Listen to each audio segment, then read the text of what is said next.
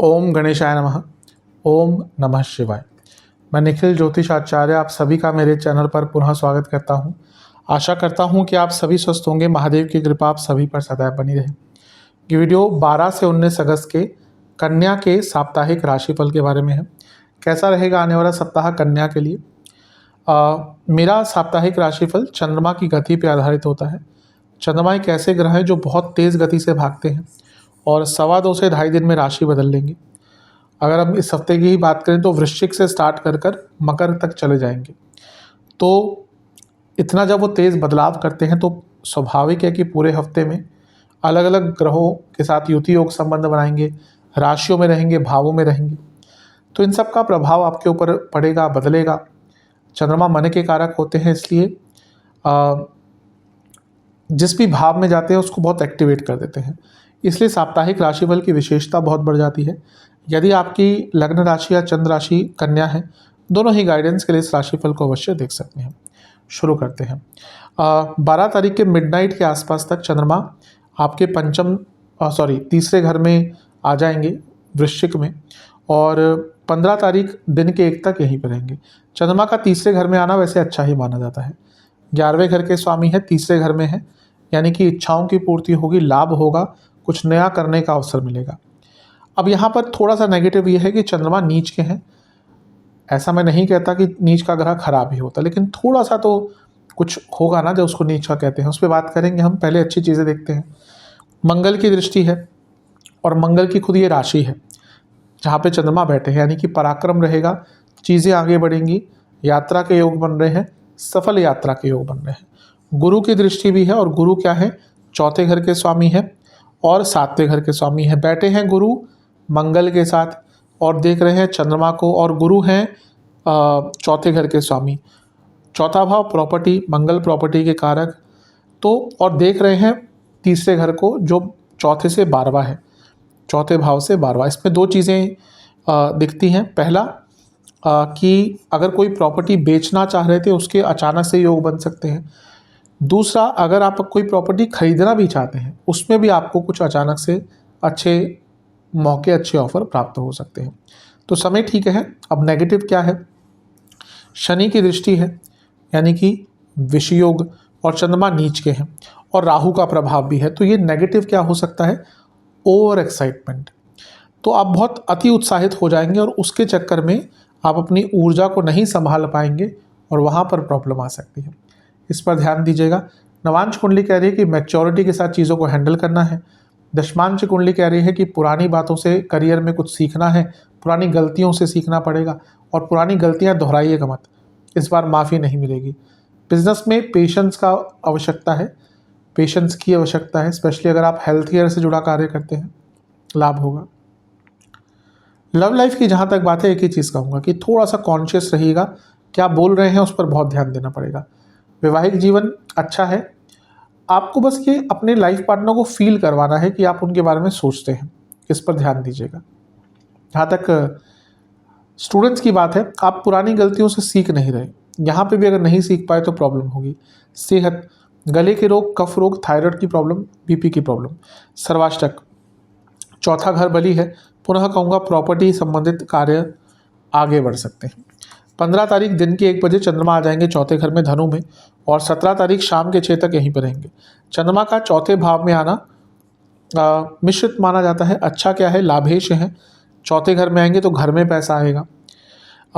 यहाँ पर मंगल की दृष्टि बनी रहेगी और मंगल तीसरे घर के स्वामी हैं, उपचय भाव के भाग्य स्थान में बैठे हैं।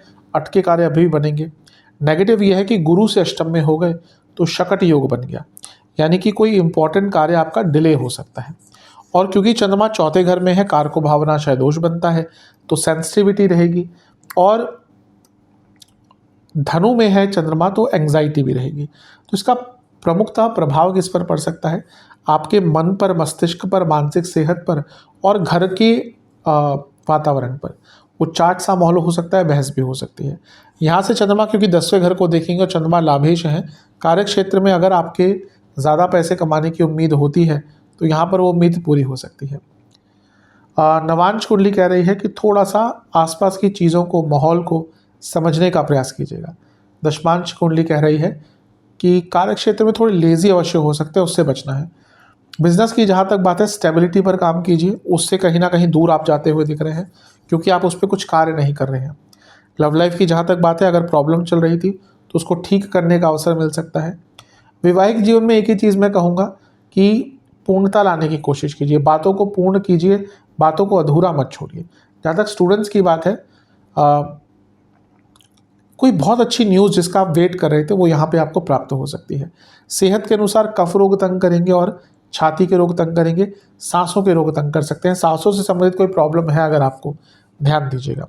सर्वाष्टक में आपका चौथा घर ही बलिए। पुनः कहूँगा प्रॉपर्टी से संबंधित कार्यों के लिए हफ्ते का ये भाग भी अच्छा है। 17 तारीख शाम के 6 चंद्रमा आ जाएंगे पंचम में, मकर में, और उसी दिन सूर्य का गोचर भी हो जाएगा, वो 12वें घर में चले जाएंगे। चंद्रमा का पंचम में आना अच्छा प्रभाव देता है। अब आपके लाभ स्थान के स्वामी हैं और लक्ष्मी स्थान में बैठे हैं, यानी कि पैसा बढ़ सकता है, पैसे की अपॉर्चुनिटी बढ़ सकती है। यहाँ से चंद्रमा बैठकर लाभ स्थान को भी देखेंगे, अपनी ही राशि को, यानी कि पैसा आपका बढ़ेगा, लाभ आपका बढ़ेगा। राहु का प्रभाव भी यहाँ पर लाभ स्थान पर है और चंद्रमा का प्रभाव भी लाभ स्थान पर है। अब ये दोनों, और विशेषता राहु का प्रभाव मैं क्यों कह रहा हूँ, क्योंकि चंद्रमा भी अपनी ही राशि को देख रहे हैं, इसीलिए विदेश से संबंधित कोई कार्य या अटका हुआ कार्य, अचानक से पैसा, इन सब के लिए आपका ये समय बहुत अच्छा है। यहाँ पर बृहस्पति की दृष्टि अभी भी बनी रहेगी और बृहस्पति आपके 2 केंद्रों के स्वामी हैं, तो प्रॉपर्टी संबंधित लाभ, बिजनेस में लाभ बन सकते हैं आपके। मंगल के साथ बैठे हैं और मंगल आपके 3रे घर के स्वामी हैं। भाग्य स्थान से दृष्टि है, यानी कि अधिकतम कार्यों में आपको भाग्य का साथ भी मिलेगा, परिश्रम और पराक्रम दिखाना पड़ेगा। तो हफ्ते का अंतिम भाग भी अच्छा है। ध्यान बस ये देना है कि केतु का प्रभाव है और पंचम में है, जहाँ पर मकर राशि है, तो उदासीनता और पुरानी चीज़ें याद आएंगी और वो बने बनाए काम को कभी कभी ख़राब कर देती है। तो इस चीज़ पर आपको बहुत नियंत्रण दिखाना है। जहाँ तक नवांश कुंडली की बात है, मैं कहूँगा छोटी छोटी बातों पर छोटी छोटी खुशियों को ढूंढने की कोशिश कीजिएगा। दशमांश कुंडली, करियर में अगर जॉब चेंज का प्रयत्न कर रहे थे, समय अच्छा है। जहाँ तक लव लाइफ की बात है, सॉरी बिजनेस की बात है, अपने बिजनेस को कंपेयर करने का, स्टडी करने का, रिसर्च करने का टाइम है। लव लाइफ के हिसाब से समय बहुत अच्छा है, लेकिन जज मत कीजिएगा पार्टनर को। वैवाहिक जीवन अच्छा टाइम है, बहुत अच्छा टाइम है।